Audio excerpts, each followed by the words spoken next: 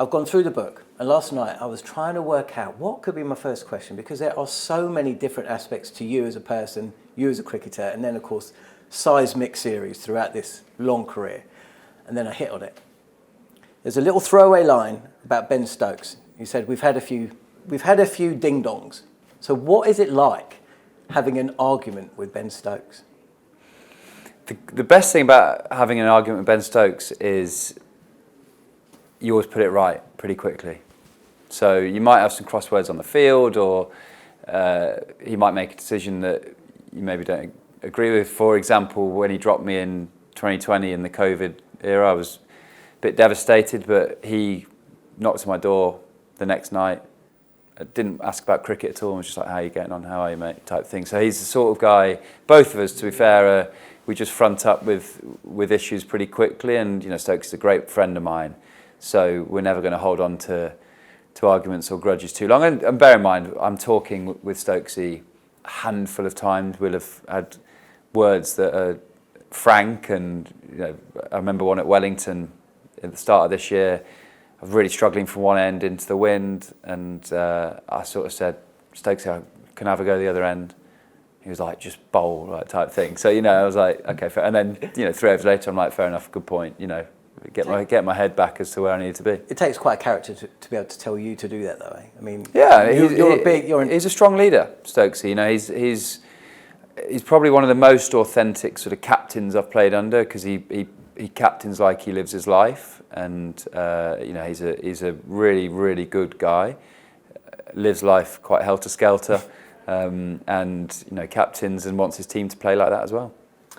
2020, when you had your big brother moment, left out the side, and because of the COVID setup and the way that the world was working at that time, there was actually a little studio, and Sky, of course, they need to get the content themselves, and they invited you in for a little chat. I'm not sure if it was day 1 or 2, but essentially you go in there and you lay it on the line. England are playing, you're not in the side, and it was almost like a confessional. When you did that, did you think, I'm risking something here, because there is a chance that's not going to be seen particularly well within the dressing room? I didn't think that. I do think that now. I think you hit the nail on the head a little bit. It was quite unique circumstances in that COVID bubble. We weren't allowed to socialise with each other. When we were eating, we had like a school exam table. You could just sit on your own and eat. It was really, we were the first sport back after COVID, so it was very, very protocoled. And I got left out, which I was really disappointed with. I think I had decent reason to be disappointed. I think I was leading wicket taker in the world, leading wicket taker in South Africa, where we'd just won in the previous series, and I felt like the shirt was mine, and didn't feel like it was necessarily a justified dropping. So I think the most unique thing about that interview is how you described it as a big brother chair. It was like a GoPro just in front of me. So when you're in an interview, and if I started saying something a bit unique, if you're interviewing me, your face would change, and your eyes would widen, and I'd start thinking, okay, maybe I'm a bit off kilter here, drag it back. I had none of that. So it did feel like my emotions just came out. And because I'd not been able to see family or friends, you can't socialise, you couldn't really have anyone in your room, you're only being able to make phone calls. I'd not expressed how I felt. So Ian Ward, good friend of mine, was suddenly asking Sky Sports questions and going, "Are you disappointed?" I'm like, "I'm not disappointed, I'm angry." Yeah, and at no stage when I was doing it was I thinking this is wrong, or I was just saying how I felt. But looking back now, I wouldn't have done that, because I think it probably was unfair on my teammates and the guys that were playing the game. But it did strengthen my resolve. It did make me really determined to prove people wrong, and I ended up having a fantastic summer off the back of missing out that first game.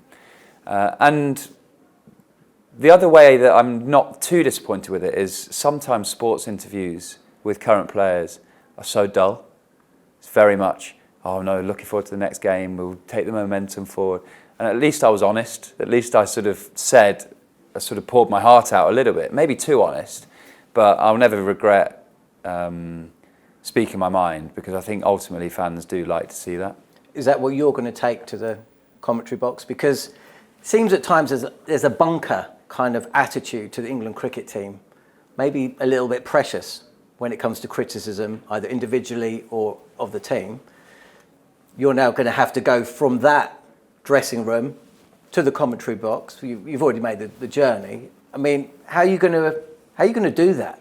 Talking about your friends, people you've shared experiences with, but now your job is to tell it how it is. Yeah, people find that the hardest transition, I think, when you talk to Nasser and Athers and Alistair Cook, people like that have found that really difficult to be critical of friends. I think Owen Morgan's going through that journey a little bit at the moment with the World Cup, isn't he? But that must give you a bit of a warning. You know, Owen's done his job at Sky, and now you can see some of the players within the World Cup squad. They're, if not bristling a little bit at their insinuation or their that there might be something amiss within the dressing room, but he's walked the floor, isn't he? Yeah, and ultimately you've got to do that. You've got to do that as a pundit. I think you're not doing your job as a pundit if you're not honest and speaking exactly how you see the game. That's your role. Ultimately, if I go into being a pundit with this England team, Test team, white ball team, I'm there to say it as it is. If Ben Stokes has a really bad day and makes poor decisions, I'm allowed to say he has a bad day and he makes poor decisions. Ultimately, I'll still give Stokesy a call and say, look, mate, I did say that, and he might call me and say, I don't agree with that, but we've got a friendship that's not going to break over me criticising. And ultimately, I want, as a pundit, the people that I really admire when I listen around the world, you know, your Mark Taylors, your Athertons, your Hussains, they're very well-rounded and they're really well-researched. So they're not just slagging people off for slagging off people's sake. They'll criticise when it's right to criticise, and they'll give an opinion when it's right to give an opinion. And I'd hope that I will fall on that side and be honest as a pundit, but also never forget how hard it is to lace up those boots. I think that's such an important thing, and sometimes can leave you quite quickly when you finish playing. Try and always connect to how difficult it is when you're out of form, when you're in hotels for a long period of time, when you're losing. Things don't go right, and we're seeing that in this World Cup at the moment. You know, the whole team's lost confidence and lost form. How did it feel when I was in those situations? Because I'm lucky, in a sense, that I've been through some of the worst situations. Yes, I've had incredible moments in my career and lived the dream playing for England for a long period of time and finished in a great way. But I got hit for 6 sixes. You know, I got banged out of World Cups.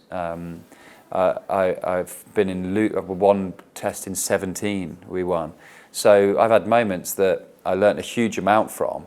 So at least if I do criticise as a pundit, at least I've lived it and been there and been in that situation where I've been poor. You never watched back the 6 sixes, Yuvraj Singh and all of that. Have you watched back the carry-on at Lords this year? With you at the crease with Ben Stokes, no, I haven't. Shouting at Pat Cummins at long on, I haven't. Giving it to short leg and to silly point. I haven't. Maybe I don't, because it's so still. I can still remember it so clearly. Obviously, I got back that night, had a cup of tea with Molly, and I was like cringing. I was like, what was I doing? I can't believe I was doing that. But it was red mist for 10 minutes. You know, I pride myself in my mental capabilities as a player and being able to focus and control, particularly from the age of 26. But I did have 10 minutes of red mist, but then I did tweak it to actually feeling like I was getting under the Australian skin, so then it became a bit of a deliberate target. We still lost the game, mind. Well, yeah, but it was brilliant.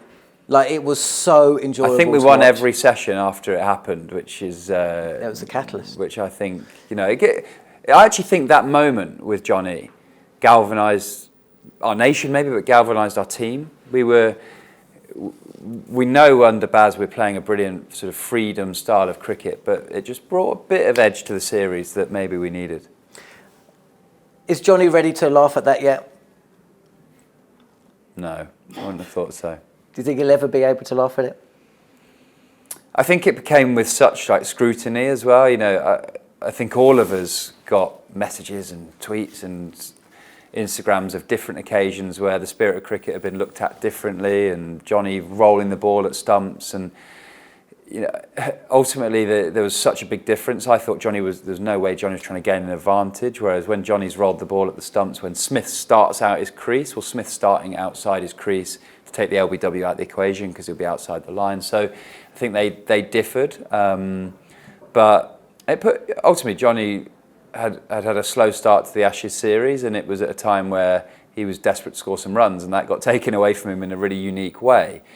So it sort of heaped a bit of pressure on him in a sense. So that's probably why it was as frustrating for him as it was. But he came good at Old Trafford a couple of tests later.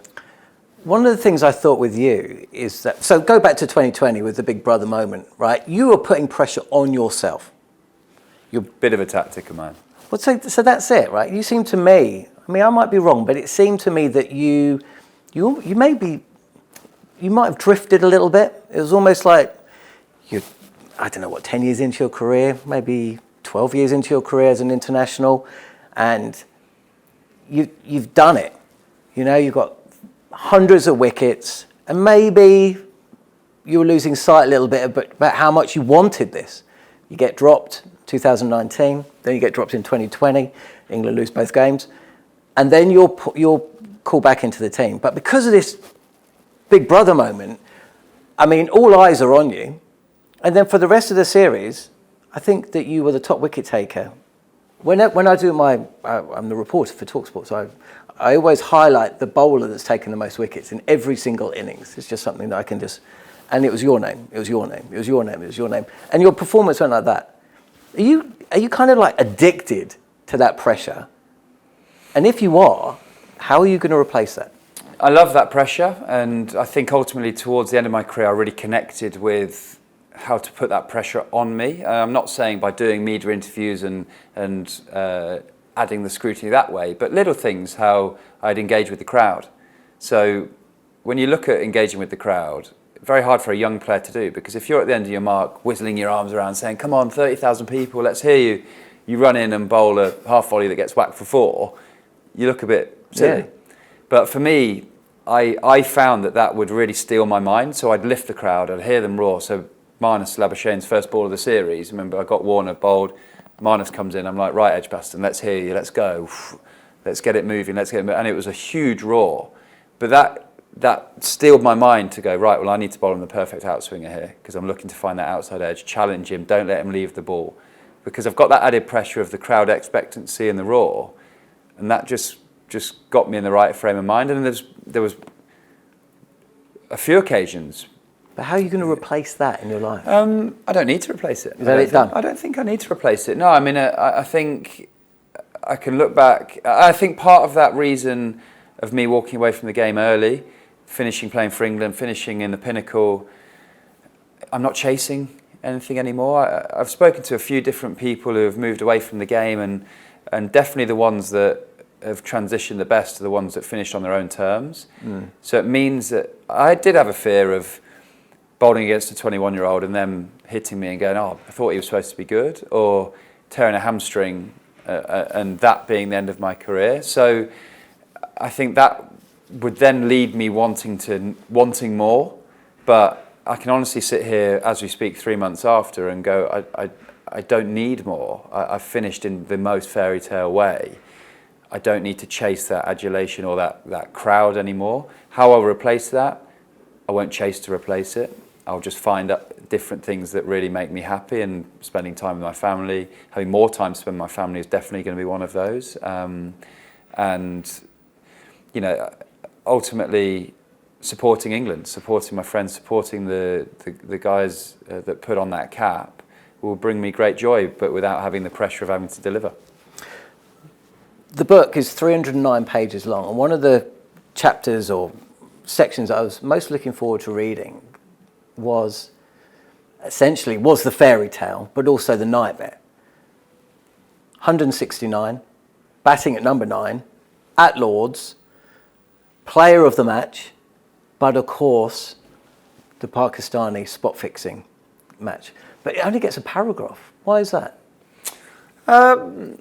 So I wanted the book to be really exciting and influential for people to read, whether you're 12 years old, whether you're on holiday as an older person, that would inspire you to love the game of cricket. And ultimately for me, it was talking about things that brought me great joy and brought me what I learned from mindset point of view, and what the stories that developed me throughout my career. And I don't think that moment had any sort of definition in my career. I obviously scored 100 in that game, but that was a worldwide cricketing story. But personally for me, I didn't dive too much into that. Obviously played in the game, but I was very focused on what our next challenge was. It was, I've talked about it in media interviews before, and how that felt being a part of the team playing in those games, going past that. But that was only a tiny little clip in my career of 2 or 3 weeks, really, of what happened. I know the worldwide cricket, it continued with bans, etc. But because I didn't feel like I had a major sort of opinion on that or a role played in that, I didn't feel like it was a talking point for everything that's happened in my whole career, both positive and negative. Whereas the Yuvraj instance I'd never talked about, never watched, felt like it felt really therapeutic to approach that. I think maybe if I'd have been more involved with what happened in that Test match at Lord's, it would have been felt therapeutic to talk about it and open up about it. But can you give me an idea though, when you invest everything in your life to be as good as you possibly can, and you walk out onto a cricket field and you come up against a team which may not be trying to lose a match, but they're certainly not trying to win it to the best of their abilities, and then that team or certain people within that squad then accuse you of doing what they've been doing, I mean, that's interesting in itself, and that must... I don't remember them accusing... I think the chairman came out, didn't he, and said that the England team... you threw an ODI. I mean, the fact that you can't even remember that, I mean, that's... Yeah, it just wasn't a thing within our team. It just, it was something that happened, obviously a huge moment for Pakistan cricket, but not something within our team that took our focus away from what we were doing. It was a unique period of time, but I don't remember it affecting me a huge amount. I don't remember me having loads of feelings towards it, apart from just a bit of sadness, to be honest. You never watched back the 6 You avoided the 21-22 Ashes. Is that how you cope with things that you don't like? You just compartmentalise it? Yeah, interesting use of the word void there, because it's that sort of... I know it was a light-hearted. I know it was a light-hearted. What I meant with that is exactly what your question means, is because it was such a tough period of time, I didn't really dissect why and what had happened too much. I just tried to move on from it. I'd sort of, in my own mind, parked the bus on it because I didn't think there were many learnings I could grab from it. It was such a unique tour with COVID and all the things that happened that it wasn't like I could grab things from it and go, right, this is going to make me a better cricketer. This is going to make the team better. It was just, let's park that. It wasn't full Ashes cricket for me. It wasn't about the best playing against the best. It wasn't about having the best conditions to play in and being elite sport. It was about keeping the game alive, to be honest. So that was the Yuvraj thing. I didn't watch back because I had the feelings. I knew what I could learn from it. I knew I had to develop a mindset, and it just felt like a blur to me. And I know that other players that I've played with have had that exact same feeling.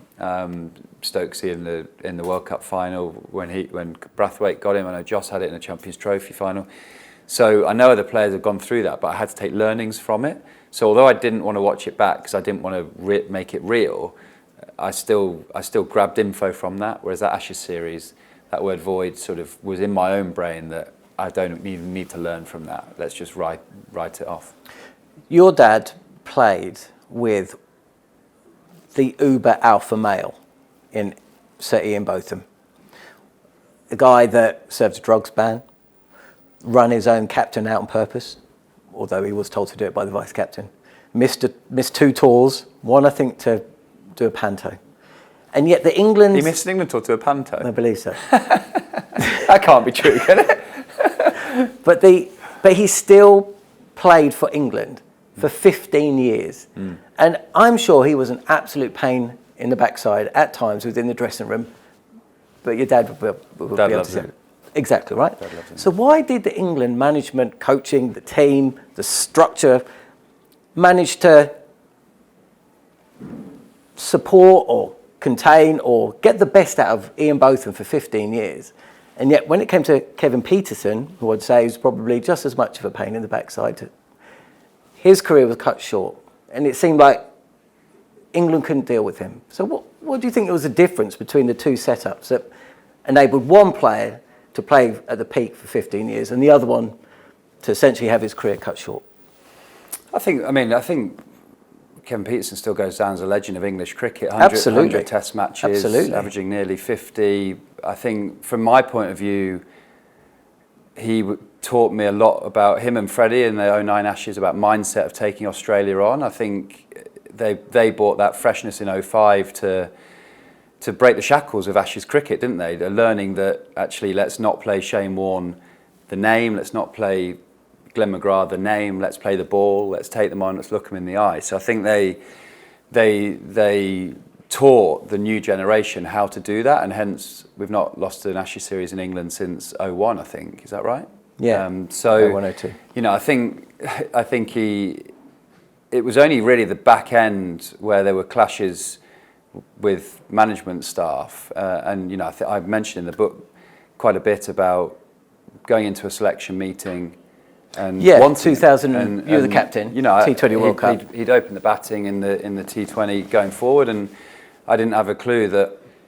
That was the first I'd heard that he was not going to be available for selection on the eve, and it was a unique situation because Ashley Giles was the coach at the time, not Andy Flower, and Ashley was, you know, managed KP really well. Just knew how to deal with him, had played a lot with him, and we saw him as quite an integral part of going to Bangladesh and having success. And the decision was way above our heads. I wasn't a selector, so I didn't really have an opinion. I didn't really have a choice, but I gave my opinion that I'd like him on the plane, and I didn't get that choice. And you know, I've chatted to KP quite a bit. I got to know him really well, actually, over working with him with Sky and up at the Dunhill Links in Scotland, and he definitely had his career cut short.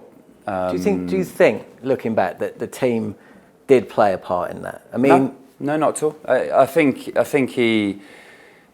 if the team clashed with. If the Test team had backed him, if they'd wanted him, if they'd demanded him, I don't think the team had a choice. As I said, as a player, that was the first so I heard. All management. Yeah, that was the first I'd heard of him moving aside. Was in a selection meeting. So I don't think it was anything to do with the team or the players why he moved on. And I think it was such a unique scenario that had never happened before, never happened again, that a player gets sacked from a contract halfway through. You know, I just don't see why you wouldn't just drop a player or, say, go back to county cricket and score runs. Ultimately, every player had a disaster that 13-14 Ashes. It was complete burnout of a team. It was one of those. We won the 13 Ashes, played brilliantly. Ian Bell had a great series. We had full of energy. Swanee took wickets, and the back-to-back Ashes, 10 in a row, mentally just exhausted us. And Andy was obviously leaving after the series, so maybe we as a group had lost a bit of zest. We're an ageing team. We had players coming certainly towards the back end. Swanee leaving just before Christmas, I remember, with an elbow problem. So I think our team had peaked, and maybe it was the decision to strike with some new, fresh blood. And ultimately, I think sport's such a wonderful thing in the fact that you can feel important as a player, and I can feel that now. As you think, I take wickets or score runs, I'm needed. But someone comes in and grows and ultimately does better. And someone like Joe Root became the next generation straight away. So you lose a senior player, and Joe Root comes in and grows into being, I would say, one of our best batters ever. So there's going to be, for me, when I look at players leaving, there's always sadness that you think maybe you could have got another year out of them, or maybe you could have got another 3 years out of them. But for me, maybe a Gus Atkinson comes in and takes the lead, is a leading wicket taker in Test cricket in the next year. You don't know. It's all about opportunities that come their way from senior players leaving, and we might have an interesting look in this 50 over World Cup squad after. It's been a really tough period now, but I'm a believer that experience takes teams a long way, so you want to keep experience about. Stuart, there's so many other things we could talk about, but we are running to the end of the interview, so I thought I'd just sum up with what Sir Alistair Cook said. He said, "You achieved everything you wanted to achieve, and you're the only cricketer I know who can say they thrived in and delivered in every big moment." That's pretty good, isn't it? Yeah, really cool. Cookie's been someone who I've trusted a lot throughout my career and spoken to a huge amount. He's a wealth of information, and you know, I talked a bit about me moving away from the game with him because he did it in a fairy tale way, scoring 100 at the Oval against India. So yeah, I knew as a captain he always backed me to deliver when he needed me, and you know, I do take great pride in the fact that I did thrive under that pressure of being needed at times. Stuart, thank you for joining us. Thank you. Thanks, Appreciate man. Brilliant. Thank you. On AM, on DAB, via the talkSPORT app and on your smart speaker. talkSPORT.